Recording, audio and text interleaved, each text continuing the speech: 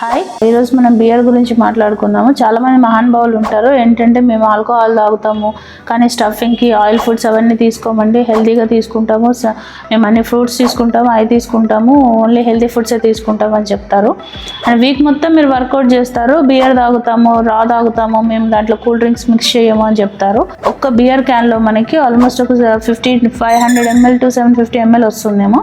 దాంట్లోనే 250 క్యాలరీస్ ఉంటాయి. ఆరామ్సే మీరు 4-5 క్యాన్లు మంచిగా తాగేస్తారు.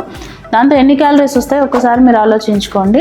అండ్ రా తాగుతాము, మేము అది మిక్స్ చేయము, ఇది మిక్స్ చేయము, వోడ్కాలో అసలు 0 క్యాలరీస్ ఉంటుంది అని చెప్తారు. కానీ అది బాడీకి ఎంత డ్యామేజ్ చేస్తుంది, కిడ్నీస్కి, లివర్కి ఎంత డ్యామేజ్ చేస్తుందో ఒకసారి ఆలోచించుకోండి.